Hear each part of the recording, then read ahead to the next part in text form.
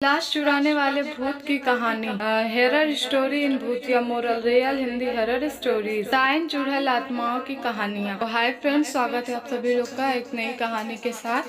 तो चलिए कहानी को शुरू करते हैं। शुरू करने से पहले अगर आप लोग चैनल पर नए हैं तो प्लीज चैनल को सब्सक्राइब कर लीजिए। चलिए कहानी को शुरू करते हैं। हॉरर स्टोरी इन हिंदी। ये कहानी धूमा गाँव की है, जहाँ इन दिनों लाशों की चोरी होने की घटना से हड़कंप मचा है।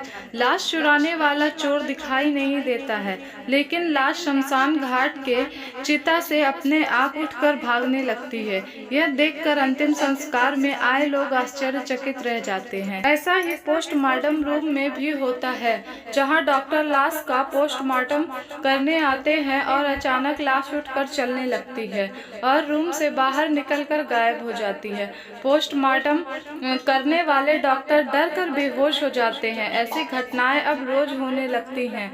इससे पुलिस इस मामले में हस्तक्षेप करती है। गांव वाले पुलिस स्टेशन में इंस्पेक्टर से मिलते हैं और इस लाश चोरी होने वाले घटना पर चर्चा करते हैं। इंस्पेक्टर, यह घटना ऐसी है जिसमें हम पुलिस वाले कुछ नहीं कर सकते। आदमी, अगर आप कुछ नहीं करेंगे तो गांव वाले कहां जाएंगे? पुलिस का काम चोरों को पकड़ना है, इसलिए हम आपसे शिकायत करने आए हैं। इंस्पेक्टर, यह घटना चोरी की है या नहीं, अभी तक कंफर्म नहीं हुआ है, क्योंकि लाश खुद से उठकर भाग रही है।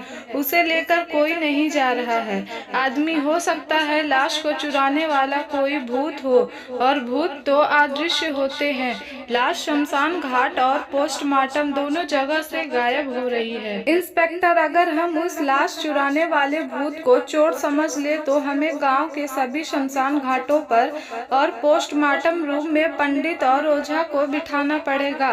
फिर मुझे एक ही काम करना पड़ेगा। गांव के सभी शमशान घाट और पोस्टमार्टम रूम में लाशों के हाथ में हथकड़ी और पांव में बेड़ियां डालनी पड़ेगी। इससे लाश भाग नहीं सकेगी। आदमी, अगर ऐसा करने पर समस्या का समाधान होता तो गांव वालों को कोई आपत्ति नहीं है। पुलिस के इतिहास में ऐसा पहली बार हुआ कि जब पुलिस वालों ने किसी लाश को हथकड़ियां और बेड़ियां पहनाई हो, लेकिन लाश चोरी की घटना ने पुलिस को ऐसा करने पर मजबूर कर दिया था। एक दिन फिर शमशान में एक लाश अंतिम संस्कार के लिए आती है। लाश चिता पर रखी हुई होती है। तभी एक पुलिस वाला लाश को हथकड़ी और बेड़ियां पहनाता है और डोम अर्थी को सजाता है। तभी लाश चिता पर खड़ी होती है।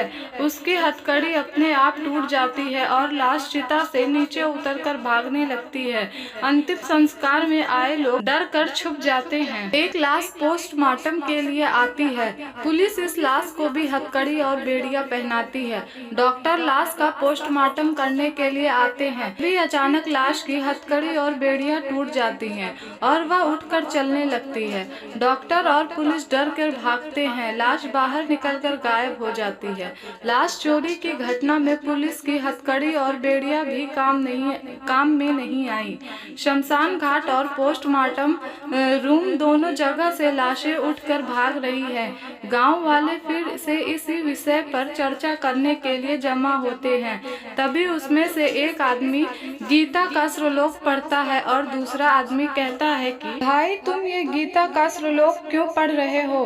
गीता में लिखा है कि आत्मा का कोई भी शस्त्र काट नहीं सकती, अग्नि जला नहीं सकती, आत्मा अमर है। आत्मा की तरह वे लाशों भी अमर हैं। जब पुलिस की हथकड़ी और बेड़ियां तोड़कर भाग रही है, अब पुलिस भी इसमें क्या करेगी? हमारी समस्या का क्या होगा? अगर ये लाशें ऐसे ही भागती रहेंगी तो इन लाशों को पकड़ना हमारे बस में नहीं है भाई। लेकिन हम लाशों को ऐसे छोड़ भी तो नहीं सकते, क्योंकि जिन लाशों का अंतिम संस्कार नहीं होता वह भूत बन जाते हैं, और हम अपने गांव वालों को भूत बनते हुए कैसे देखेंगे? गांव वाले अपने समझ के अनुसार अपने अपने विचार एक दूसरे के सामने रखते हैं। सबका एक उद्देश्य है कि इस समस्या का समाधान निकले। सभी लोग इसी चिंता में गंभीर होते हैं। पुलिस भी इस गंभीरता से एक केस को सुलझाने में दिन रात एक कर देती है। लाशों को हथकड़ी पहनाने वाला आइडिया काम नहीं आता। इंस्पेक्टर और हवलदार आगे की योजना पर काम करते हैं। हवलदार: सर, मैंने अपने हाथों से उन दोनों लाशों को हथकड़ी और बेड़ियां पहनाई थी। वो उन्हें फूलों की हार की तरह तोड़कर चली गई और मैं देखता रहा। इंस्पेक्टर: तुम देखने के अलावा और कर भी क्या सकते थे? हवलदार: अब आगे क्या करना है सर? गांव के डोम ने अंतिम संस्कार करने से मना कर दिया है। इंस्पेक्टर: और डॉक्टर भी पोस्टमार्टम करने से कतराने लगे हैं, लेकिन हम हार नहीं मानेंगे। चलो मेरे साथ पोस्टमार्टम रूम। एक लाश पोस्टमार्टम के लिए आई थी। डॉक्टर तैयारी करता है। इंस्पेक्टर हवलदार के साथ पोस्टमार्टम के रूम के बाहर सतर्क होकर पहरा देने लगता है। इंस्पेक्टर: हवलदार, वो बल्ब देखो, तुम्हारी नजर उसी पर रहनी चाहिए। हवलदार: उस बल्ब में क्या है सर? इंस्पेक्टर: अंदर जैसे ही कुछ गड़बड़ होगी, इस बल्ब में लाल रोशनी निकलेगी और सायरन बजेगा। हवलदार: इसका मतलब आपने अपना जाल बिछा दिया है। इंस्पेक्टर: ऐसा ही समझो। इंस्पेक्टर और हवलदार किसी भी खतरे का सामना करने के लिए तैयार थे कि अचानक बल्ब जलता है और सायरन बजता है। इंस्पेक्टर और हवलदार तुरंत पोस्टमार्टम रूम में जाते हैं। इस बार पोस्टमार्टम टेबल कांच के बक्से में बंद है और उस कांच के बक्से के अंदर लाश रखी है और बगल में एक भूत बंद है जो बाहर निकलने के लिए फड़फड़ा रहा है। उसी रूम में डॉक्टर भी है। इंस्पेक्टर: थैंक यू डॉक्टर, आपकी योजना सफल रही। डॉक्टर: हाँ, वह यही भूत है जो लाशों को चोरी करता है। हवलदार: यह भूत लाशों को चोरी क्यों करेगा? इंस्पेक्टर: इसी भूत से पूछते हैं। हवलदार: यह तो कांच के बक्से में बंद है, आपकी बातों को कैसे सुनेगा? इंस्पेक्टर: इस कमरे में माइक लगा है, इसकी टेबल में स्पीकर है, यह हमारी बात सुन सकता है। भूत: हाँ, मैं तुम्हारी बात सुन सकता हूँ। इंस्पेक्टर: बताओ, लाश चुराने वाले चोर तुम ही हो ना? भूत: हाँ, मैंने ही शमशान घाट और पोस्टमार्टम रूम से लाशें चुराई हैं। मैं इन लाशों को चुराकर अंतिम संस्कार से बचाता हूँ, क्योंकि अंतिम संस्कार के बाद किसी की भी आत्मा भूत नहीं बन सकती और मैं इन्हें भूत बनाना चाहता हूँ। इंस्पेक्टर: तुम इन आत्माओं को भूत क्यों बनाते हो? भूत: हम भूतों की संख्या कम हो रही है, इसलिए हम अपने समाज को और बड़ा करना चाहते हैं। इंस्पेक्टर: अपने स्वार्थ के लिए दूसरों को भूत बनाना अधर्म है और अधर्म की सजा मौत होती है, तो तुम्हें भी इसकी सजा मिलेगी। इंस्पेक्टर, हवलदार और डॉक्टर पोस्टमार्टम रूम के बाहर आते हैं। इंस्पेक्टर अपनी जेब से एक रिमोट निकालकर उसका बटन दबाता है।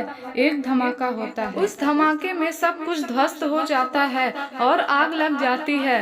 भूत और लाश दोनों जलकर खाक हो जाते हैं। उस दिन के बाद से उस गांव में किसी की भी लाश चोरी नहीं हुई और इसी तरह लाश चुराने वाले भूत की कहानी खत्म हो जाती है। भगवान उसकी आत्मा को शांति दे।